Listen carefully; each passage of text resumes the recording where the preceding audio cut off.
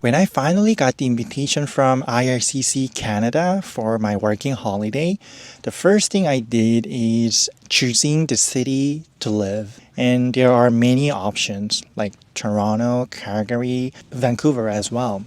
I mean, there are pros and cons. For me, there were three downsides to live in Vancouver. First thing is that the Vancouver is 노잼 도시, the city without fun.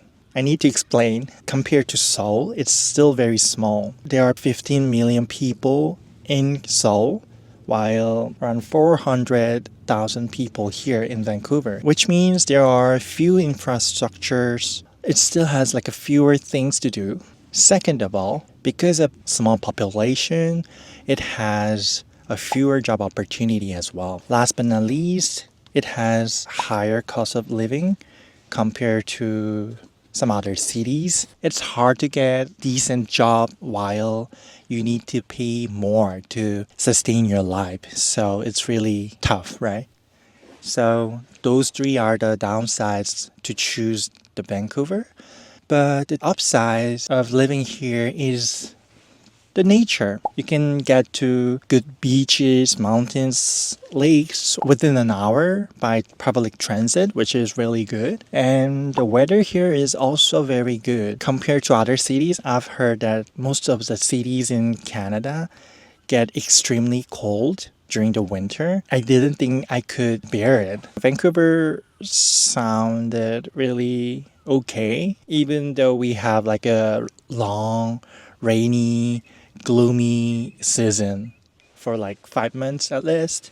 Even though we have downsides, nature and weather are the reason why I chose this city. My parents visited this city last month for a week and they agreed on everything, all the five things that I mentioned earlier. They literally call this city as the city of retirement. I can't agree more, to be honest. But I still like this city. I know it's tough. It's really hard to save money here. But so far, so good. I booked the flight tickets for my parents last year, so I didn't know there was annual firework events in Vancouver. They had to leave on that day. So I suddenly became alone again after a week. It was the moment I think of myself permanently living here. Oh, 4 o'clock? And then they waited for like 6 hours? Yes, they sit there when they come in. Thanks to those fireworks, many good memories popped up in my mind, and also I could think about my future here in Vancouver. It's been a year now. I can see myself living here for my entire life. So, what a year in Vancouver taught me. Life-wise, after I moved to Vancouver, I stopped thinking about other people's perspective, other people's lives, the right way to live, or how to be normal. Because as you guys already know, our culture is like a relationship-oriented culture, so you can't stop thinking about other people's lives, perspectives when you live in Asia, especially in Seoul, because everyone looks the same. So it's really easy to compare each other. Other people's lives or other people's appearance easily become measurements. I know it's very toxic and it's really not good for each one of them, but still we are very relationship oriented and it's quite stressful. I know it's stressing me out, but I can't stop thinking about those kind of things. But here in Vancouver, I stopped thinking about like other people's business. Yeah, all I need to do is taking care of myself and think about myself. So yeah, that's really good. Yeah. Oh, sorry. No, I was recording something. Have a nice day.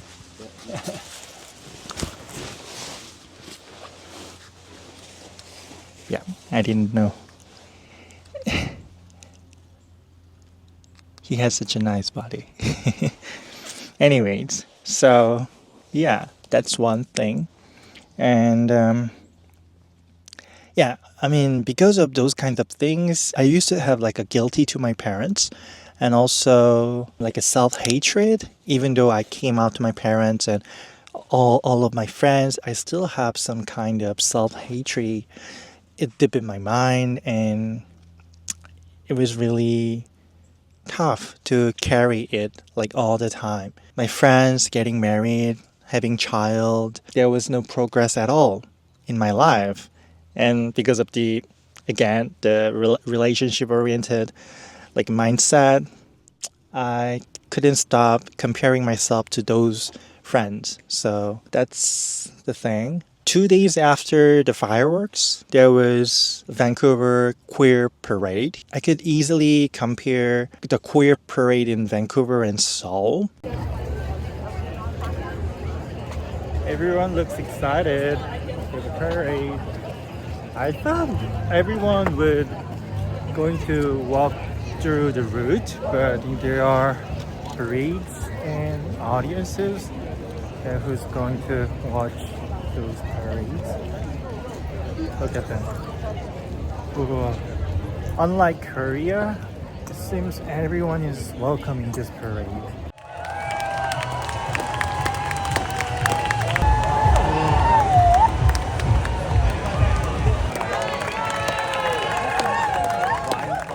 The parade here was really calm. It was for like everyone. And literally everyone enjoyed the vibes here.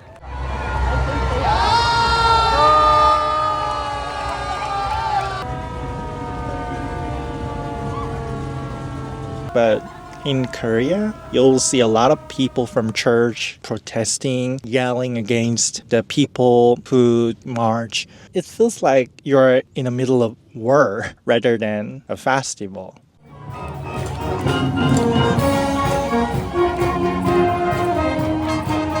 This is actually K-pop. Gangnam Style. I'm ready. I'm ready.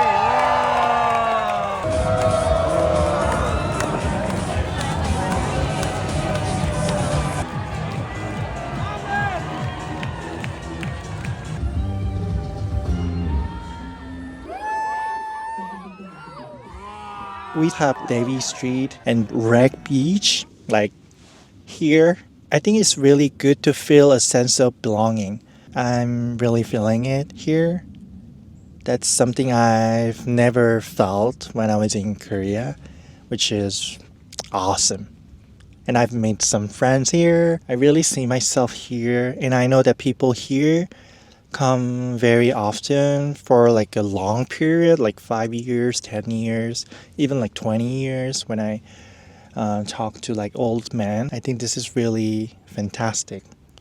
It's really good to have like a community that I can feel comfortable with. I'm having my sandwich.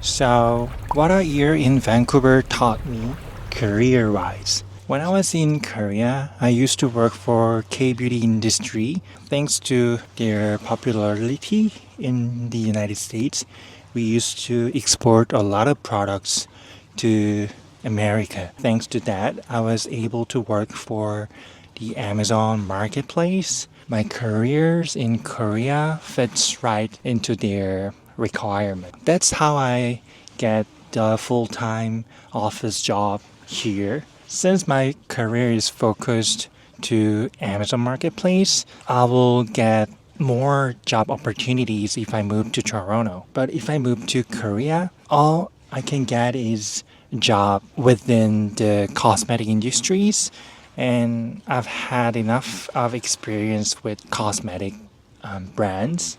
I'd like to work for other categories like clothing or furniture, electronics, something like that. So if I stay here, then I will get more employment opportunities here compared to Korea. So I decided to apply for the PR, and after a month, I will be eligible to apply for the PR because I will have 1 year work experience in Canada. When it comes to the PR application, nobody tells you that it'll cost around like 5K. So that's another thing. I also had to prepare my master's degree transcript from South Korea. I also need to study IELTS. Since I have like 5+ years of work experience abroad, I might have the PR.